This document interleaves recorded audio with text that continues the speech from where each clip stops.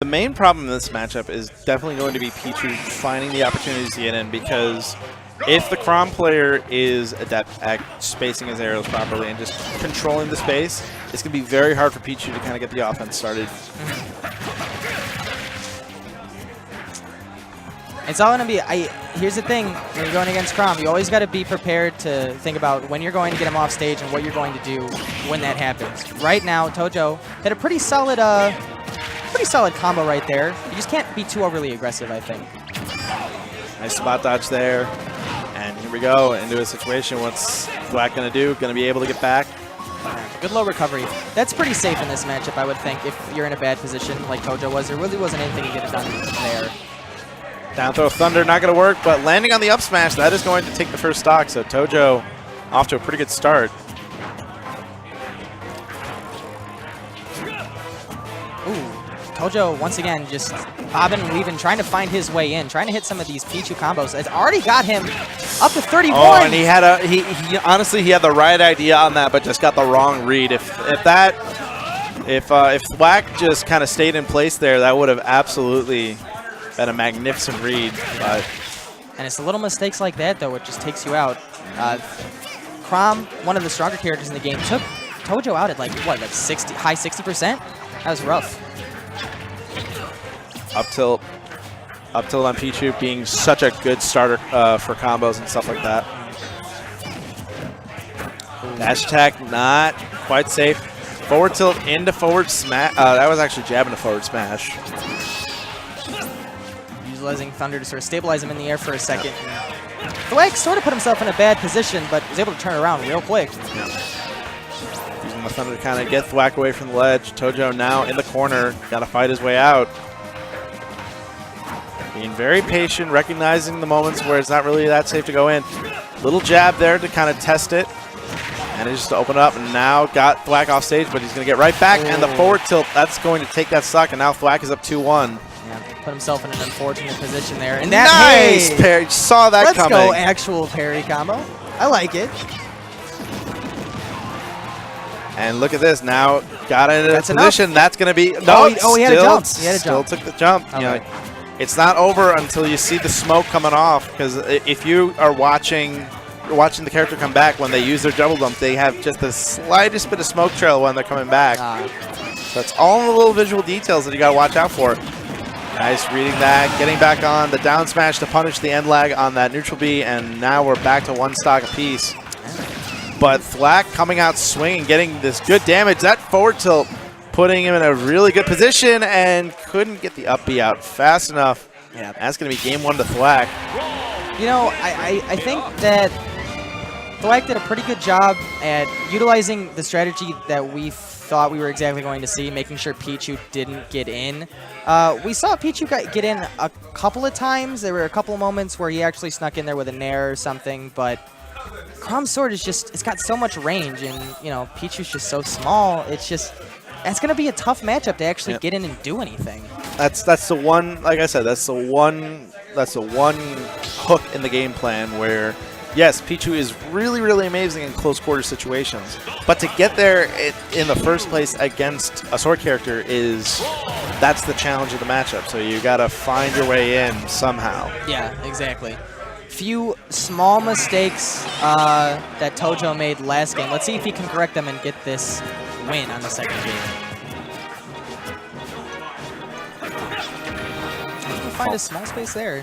Yeah, falling there, not going to get a whole lot started. Probably could have gotten it up till afterwards if he caught Thwack sleeping. Good tech chase.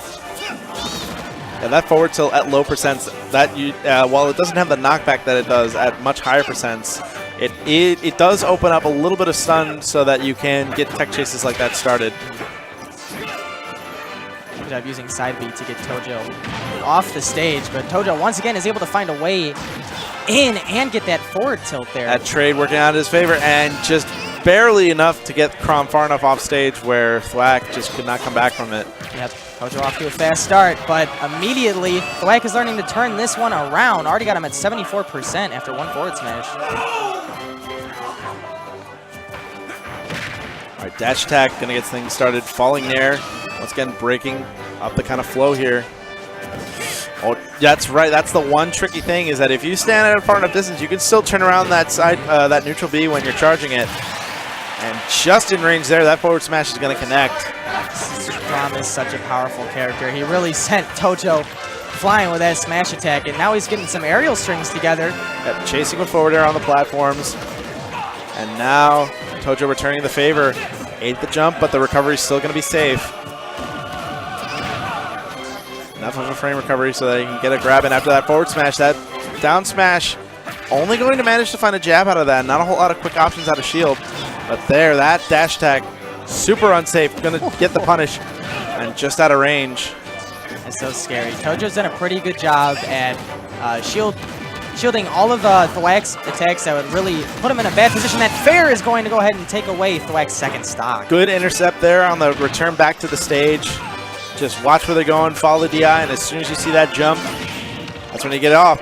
And now Tojo starting off with a pretty nice combo, getting the percents up to lab territory, and reads the landing, and he's gonna die off of that. Wow, that was so fast. I mean, we know that Pichu has pretty good combos when you're able to find your rhythm, but he took that third stock in the matter of like 10 seconds. That was very, quick. very quick. I think that was also that also might have been a case of a little bit off DI, especially on that last stock. But it did look like he was coming back a little bit and then didn't DI that correctly. But yeah. I don't know. Once again, when you're Chrom and you're already put in that position, we have to recover that far off the stage, and Pichu's in a good position. Recovering can be a little tricky at that point. We'll see where we go back to stage 2 now. For stage 3 now, we saw a game where it definitely looked like Tojo controlled game 2 and Thwack really controlled game 1.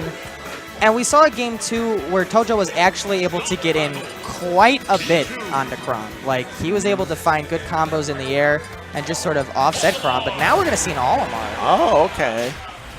This is one of these characters that I've been hearing a lot of business about in this game. And we're on Smashville, so now here's the nuance that in the previous stage list we used, now Hazardless Smashville is a starter.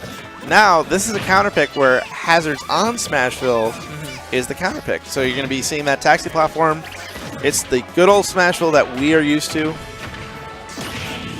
Oh, but that combo right there, like he's been landing that pretty consistently where it just lands an up air, then gets a down air spike afterwards, bounce it back up. Yeah, and you can tech chase it too. That time he wasn't able to get anything off of it, but if you're able to read your opponent's next move, that could result in a forward smash, that could result in a lot of things.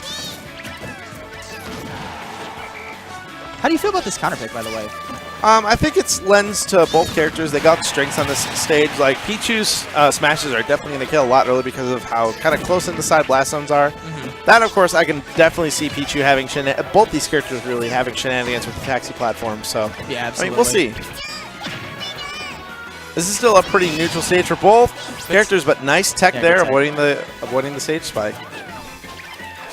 It just seems like to me that Tojo is going to have an easier time getting into Olimar if Thwack really commits to throwing these Pikmin and commits to spacing the Pikmin away from him. Tojo's just going to have an easier time this matchup, I think. Able to get back on stage now with the Thunder. And lying back on the zoning, gets another grab combo, putting Thwack into an off-stage situation. Reads with the forward air, nice job. On the dash back throw. Oh, not the right Pikmin. If that probably was a blue Pikmin, that might have been death. I don't know how strong Olimar's back throw is. I do know that if it was on the blue Pikmin, that would have helped. Yeah. You got to be careful. Ooh, good down smash. You got to be careful with Olimar's recovery. Obviously, you're putting yourself in a weird position. Very. Pichu just sort of like accepting the Pikmin damage and just standing there. The thing is that I'm pretty sure, like in situations like that, where unless it's like the purple Pikmin, you can just be like, all right, well, if it's on me, then it's whatever. Yeah, I just like Pikachu's face is just like, oh, stop, stop, please, it hurts. Good down air right there, Tojo. Good job of getting back on stage, however. Up air, down air. That's a pretty good combo. Like off stage, that's not going to be killing for quite. I'm pretty sure that's like an air dodge. That turns into like an air dodge read at higher percents. But yeah, probably. But if you're able to hit it, recovery isn't dead. All right. I wasn't too sure about Olimar's recovery there. I know that. Olimar has a pretty solid recovery. Yeah. Especially if he ditches all the Pikmin, like it's like a non-contest. But manages to get the back end of the down air and takes the set 2-1. So some very solid Pichu play coming from Tojo. That was really nice. Yeah, after game 1, he really started to feel the Pichu combos, I think. He was able to get in on his opponent a lot, and we saw how